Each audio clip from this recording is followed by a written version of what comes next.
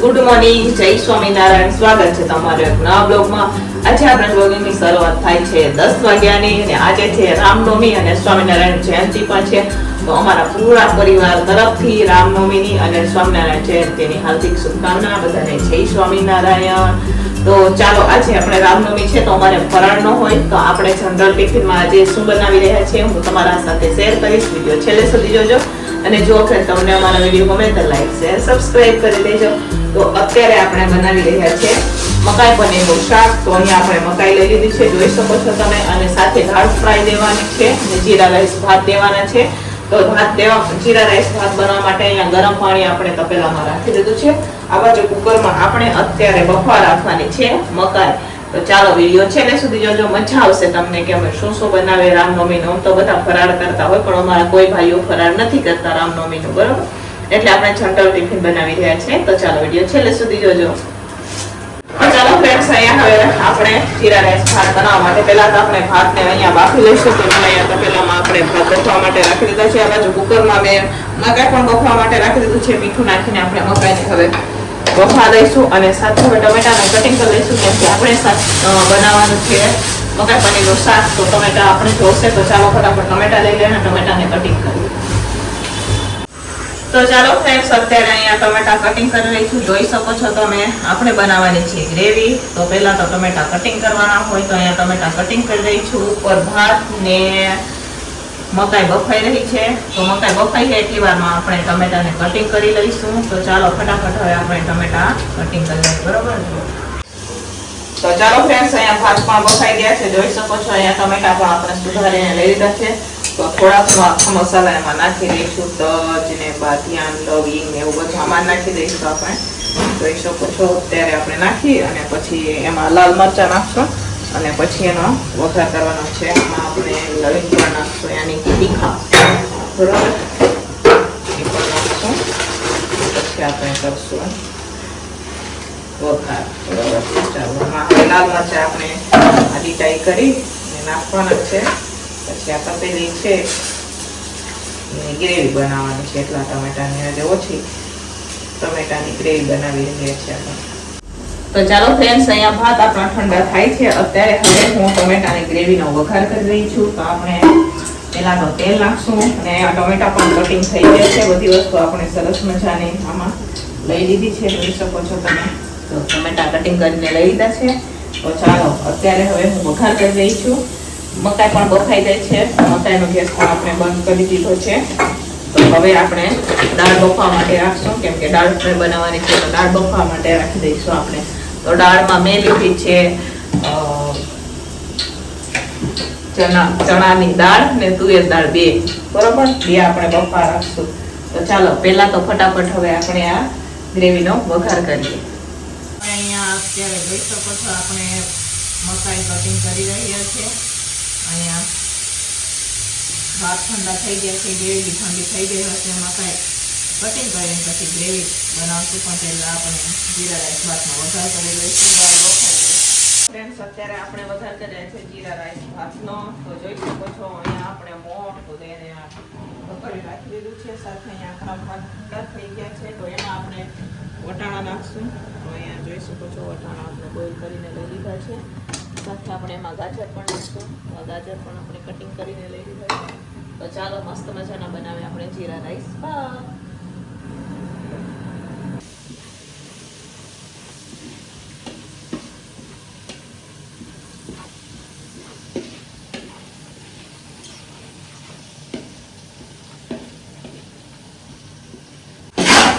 તો ચાલો ફ્રેન્ડ્સ, અહીંયા મસ્ત મજાના જીરા રાઈસ ભાત બનીને તૈયાર છે. જોઈ શકો છો તમે, સરસ મજાના જીરા રાઈસ ભાત. હવે એને આપણે નીચે ઉતારી દઈશું અને હવે આપણે શાકની તૈયારી કરશું.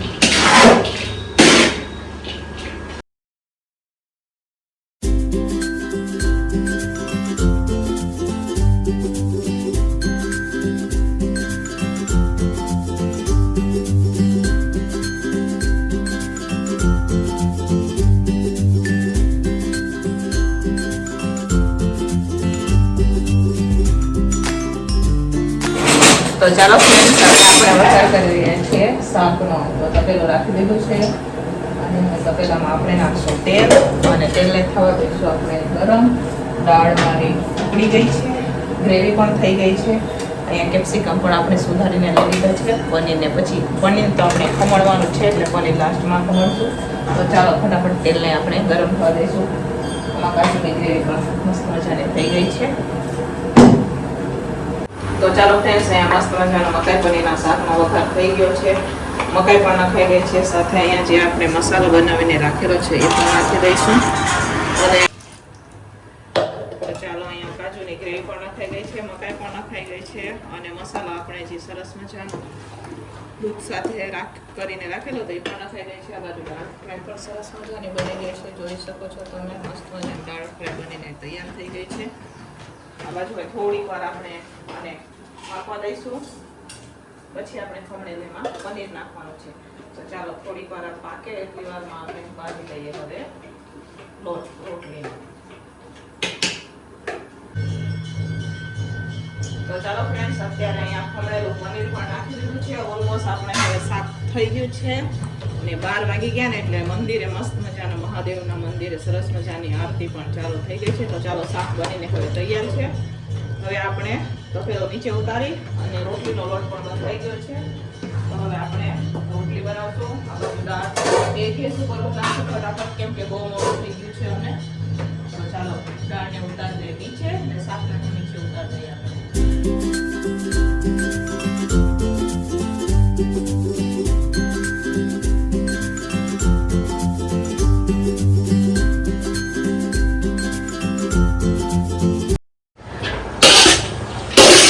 ચાલો ફ્રેન્ડ્સ, બપોરનું ટિફિન બનીને તૈયાર થઈ ગયું છે. આ છે રામનવમીનું સ્પેશિયલિસ્ટ ટિફિન. તો અહીંયા મસ્ત મજાના આપણે જીરા રાઈસ શાક બનાવેલા છે, જોઈ શકો છો.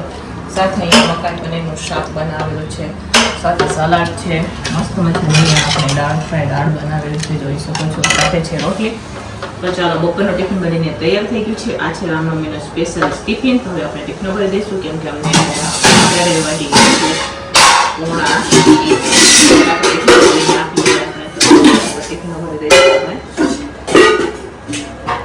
ચાલો ફ્રેન્ડ્સ, ટિફિનો ભરાઈને વહી ગઈ છે. અત્યારે જોઈ શકો છો આપણે વાસણ ઉટકી રહ્યા છે. 2 વાગી ગયા છે. બધી ટિફિનો હતી બાકી બધી વહી ગઈ છે. અમે જમી કરીને મોડામાં વહી ગયા છે અને હવે વાસણ ઉટકવાના છે. આટલી બધી રસોઈ કરતા હોય એટલે વાસણ તો હોય ને, બરોબર. તો જુઓ, બીજા થોડા ઉટકી નાખ્યા આપણે થોડાથી વિચાર કર્યો કે બહાર લઈ જાઓ, પણ બહાર તડકો આવી ગયો એટલે બહાર નથી ઉતરતા. આ ઉટકી નાખી, બરોબર.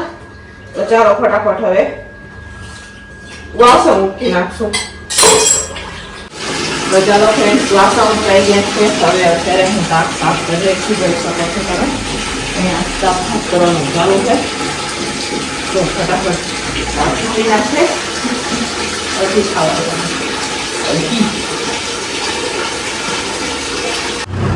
તો ચાલો ફ્રેન્ડ્સ, કામ તો આપણે ઘઉંના પરવાને ગયા હતા.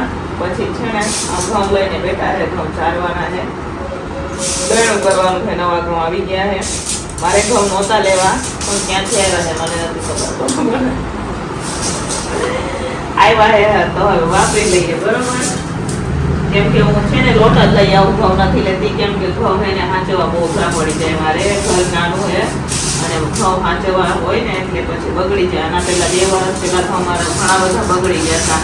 7-8 હજારના ઘઉં બગડી ગયા હતા. એટલા હાટું થઈને હું ઘઉં નથી લેતી, પણ આવ્યા છે એટલે વાપરી લઈએ. જો અત્યારે આ રાજુએ મંગાવ્યા હતા ઘઉં, બરોબર. હવે હમા કરી અને અત્યારે ઘંટીમાં તો નવા ઘઉંના લાડવા પણ કરશું. થોડુંક એટલું લાડવાનું દળાવશું અને બીજું રોટલીનું દળાવા રાખી દઈશું, બરોબર. પછી ઘંટી ખુલી જાય તો એમ મૂકી આવશું આપણે દળાવા. ગળણું કરી નાખીએ પછી મૂકવા જાય. 25 કિલો જેટલા ખમા થઈ જાય ને એટલે મૂકી આવશું. 5 કિલો લાડવાનું મૂકશું અને બાકીનું રોટલીનું એમ કરી 30 કિલો મૂકી આવશું. આ 50 કિલોના બાજકા બધા બાજકા 9 બાજકા આવ્યા 50 કિલોના. તો એ હમા કરવાના છે, પણ હમણાં થોડોક જેમ ટાઈમ મળશે એમ કરશું. કેમ કે રસોઈ પણ હોય અને આ હમા પણ કરવાના હોય, સાફ પણ કરવાના હોય ગમે એટલે બધું ન ભેગું થાય એટલે થોડા થોડા કરતા જ આપણે, બરોબર. તો જુઓ અત્યારે આમાં આ વર્ષે છે ને આ વાડીના ઘઉં આવ્યા લાગે છે, કેમ કે આમાં માટી છે. અને હું લઉં ને પહેલાં અમે લેતા ને તો અહીંયા બજારમાંથી અહીંયા વાળા હોય ને એમાંથી લઈ લેતા. અહીંયા રામ રાજકોટમાં નાના મોઆસરગર પાસે રામ મસાલા આવે ને એમાંથી લઈ આવતા, રેડીમેડ જ ખવાવતા. એમાં તો છાંયો જ મારવાનો હોય. અમારા વાડીના ઘઉં હોય ને એટલે થોડા કાંકરા અને માટી ને એવું બધું હોય એટલે એ જોવું પડે જો કેટલા કાંકરા છે, બરોબર. તો ચાલો કરીએ આપણે ઘઉંને સાફ અને પછી આપણે રસોઈ. તો ચાલો ફ્રેન્ડ, સાંજના ટિફિનની પણ આપણે તૈયારી થઈ ગઈ છે. તો સાંજના ટિફિનમાં અત્યારે હું મસ્ત મજાના વઘારેલા ભાત બનાવી રહી છું. જોઈ શકો છો બપોરે હેવી હતું એટલે અત્યારે વઘારેલા ભાત છે, સાથે આમાં વટાણા બટેકાનું શાક છે અને સાથે બનાવવાની છે આપણે રોટલી. તો ચાલો ફટાફટ હવે વઘારેલા ભાતનો વઘાર તો થઈ ગયો છે, હવે એને બફવા દઈશું અને વટાણા બટેકાનું શાક થાય એટલી વારમાં આપણે લોટ બાંધી દઈશું રોટલીનો. તો ચાલો ફટાફટ આપણે બાંધી હવે